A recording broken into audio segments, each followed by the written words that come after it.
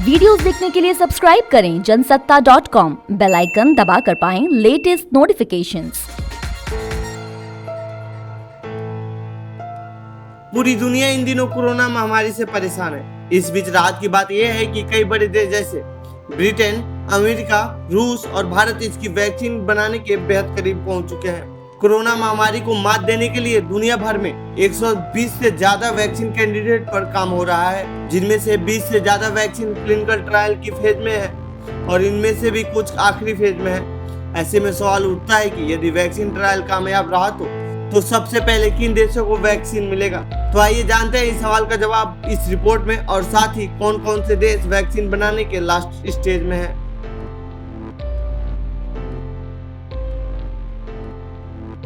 दरअसल कुछ देशों ने अक्टूबर के लास्ट तक वैक्सीन मार्केट में लाने का दावा किया है। इनमें रूस सबसे आगे है। रूस का दावा है कि इस महीने वैक्सीन फाइनल कर लेने और अक्टूबर में व्यापक स्तर से टीकाकरण अभियान शुरू कर दिया जाएगा।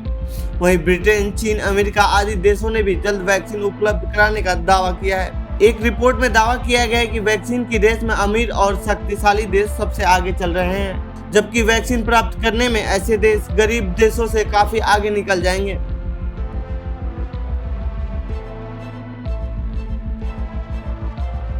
ब्लूमबर्ग की एक रिपोर्ट के मुताबिक ज्यादा पैसे वाले देशों ने कोरोना वायरस वैक्सीन को 1 अरब से अधिक खुराक को अपने लिए रिजर्व करने की व्यवस्था कर ली है।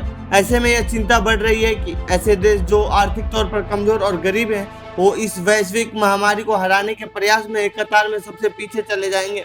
हाल ही में अमेरिका और ब्रिटेन ने सैनोफी और उसके सहयोगी ग्लैक्सोस्मिथक्लाइन पीएलसी से वैक्सीन की आपूर्ति पर डील किया है। इसके बाद जापान और फाइजर इंक के बीच भी एक नया समझौता हुआ है। यूरोपीय संघ भी वैक्सीन प्राप्त करने के लिए आक्रामक कदम उठा रहा है।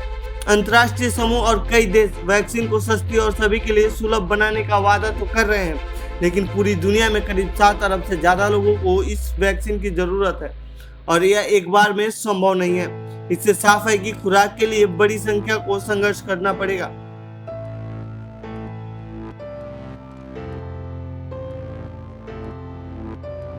बता दें कि यह पहला मौका नहीं है जब किसी वैक्सीन को लेकर ऐसी खबरें आ रही हैं। इससे पहले 2009 में स्वाइन फ्लू महामारी के दौरान भी ऐसी ही स्थिति देखने को मिली थी, जब इस वैक्सीन पर ताकतवर देशों ने सबसे पहला अपना हक समझा और एकाधिकार स्थापित कर लिया था।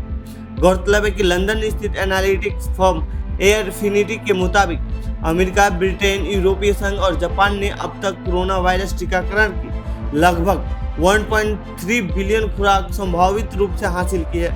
यहाँ तक कि अगर वैक्सीन को विकसित किए जाने का सही आकलन भी किया जाए तो जानकारी के मुताबिक दुनिया के लिए अभी भी पर्याप्त टीके उपलब्ध नहीं है।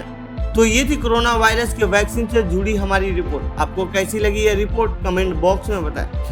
साथ ही दुनिया भर में कोरोना वैक्सीन को लेकर उत्पन्न इस स्थिति के बारे में क्या कहना चाहते हैं, कमेंट बॉक्स में लिखिए। बाकी दे दुनिया खबरों के लिए बने रहिए जनसत्ता के साथ।